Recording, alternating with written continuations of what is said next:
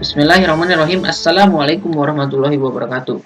Alhamdulillahirrabbilalamin. Wabihi nasta'in ala umuri dunya waddin. Wassalatu wassalamu ala asrofil anbiya'i wal mursalin wa ala alihi wa sahbihi ajma'in. Perkenalkan, nama saya Muhammad Mujirul Haq dari KPI 5C. Di sini saya akan menyampaikan beberapa 3 persoalan yang diberikan oleh Bapak Ang Ridwan yang dalam bentuk tugas video. Yang pertama adalah etika dalam berkhitbah, yang kedua etika utama yang harus dimiliki seorang khitbah, dan yang ketiga bagaimana urgensi dalam proses khitbah.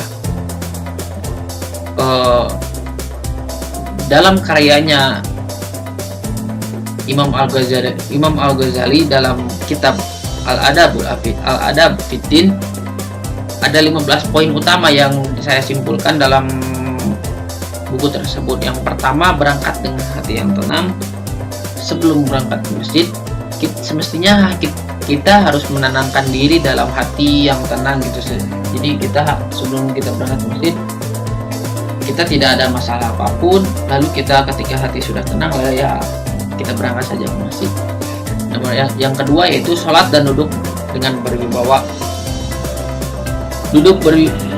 Setelah memasuki masjid, kita semestinya sholat sunnah terlebih dahulu dan duduk dengan berwibawa. Duduk dengan berwibawa tidak hanya terjadi ketika melaksanakan rapat kantor atau apa gitu. Ya, di masjid juga bisa duduk dengan berwibawa, tidak memalukan diri sendiri lah. Yang ketiga, tidak berbicara dan menunggu waktu. Setelah itu kita tidak berbicara sama sekali dan fokus untuk menunggu waktu. Yang keempat, melangkah ke mimbar dengan rasa hormat. Ketika kita melangkahkan kaki ke mimbar, kita tidak merasa terpaksa ataupun apa gitu. Jadi kita harus merasa terhormat ketika ditunjuk untuk menjadi khatib. Yang kelima yaitu khusyuk dan berzikir ketika naik ke mimbar. Kita semestinya harus fokus dan berzikir kepada Allah Subhanahu wa taala ketika naik ke mimbar. Yang keenam, pandangan mata kita harus fokus kepada jamaah, kita tidak hanya melihat tembok yang ada di ujung gitu. Jadi mata kita tuh harus melihat jamaah sekitar gitu. Kalau mungkin ya kita harus fokus lah. Nah, yang ke-7, menyampaikan salam itu wajib. Yang ke-8 yaitu duduk untuk mendengarkan azan. Ketika kan assalamualaikum azan gitu kan. Nah, kita harus duduk terlebih dahulu lalu mendengarkan azan yang berkumandang. Yang nomor ke-9 yaitu berkhutbah dengan penuh tawadu. Yang 10, tidak menunjukkan jari. Khutbah dalam Jumat berbeda halnya dengan khutbah ceramah lainnya gitu.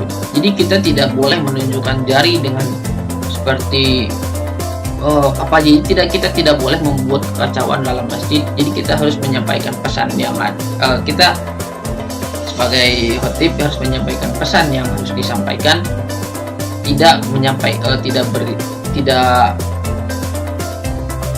berisikan sara ataupun yang menyebabkan kekacauan lah. Yang ke-11, yakin dengan isi khutbah yang disampaikan itu realita gitu, tidak hoax. Yang nomor 12, memberikan isyarat untuk berdoa. Yang nomor 13, turun dari mimbar ketika muazin hendak ke rumah. Nomor 14, tidak takbir sebelum suasana tenang. Banyak di masjid-masjid, khususnya di Bandung, daerah Cileunyi khususnya, ada anak-anak kecil yang sering berisik ketika sedang Jumat. Woi itu gitu kan, banyak lah. Nah, ketika suasana sudah tenang baru bisa takbir gitu. Nah, nomor ke-15, mulai sholat dengan membaca ayat suci Al-Quran dengan tartil. Mungkin itu saja untuk etika dalam berkhotib. Nah, apa saja unsur-unsur utama etika dalam proses kegiatan khotib? Ada 6 poin utama yang khususnya dalam proses kegiatan khotib. Yang pertama adalah berangkat dengan berwudu. Yang kedua, berangkat lebih awal dan melaksanakan sholat tahiyatul masjid. Yang ketiga, memberi dan menjawab salam. Yang keempat, menjawab azan dan berdoa setelahnya. Yang kelima, bila khotib bersalawat, hendaknya bersalawat kembali. Yang keenam, fokus. Yang ketujuh, berniat untuk mengaplikasikan pesan yang khotib dan bersalawat kembali. Mungkin tidak sekarang, mungkin tidak besok, mungkin tidak lusa, atau mungkin minggu depan, bahkan bisa bulan depan. Setidaknya ada progres yang dilakukan oleh kita agar minimal niatlah untuk mengaplikasikan setelah pesan dari khotib disampaikan, minimal niat. Nah, yang ketiga, bagaimana urgensi etika dalam keseluruhan proses kegiatan berkhotib? Sebetulnya ada dua bagian. Yang pertama, fokus dan tawadu. Nah, fokus ini kita sering lupa gitu. Jadi ketika yang pertama, fokus dulu lah. Fokus ketika khotib sedang menyampaikan pesan, kita tuh harus fokus apa yang disampaikan, lalu kita cerna, lalu kita aplikasikan kembali. Nah, yang kedua, kita harus tawadu, tidak sombong, tidak merasa terpaksa. Ya udah, berserah diri aja gitu. Mungkin itu saja yang bisa saya sampaikan. Mohon maaf bila banyak kesalahan.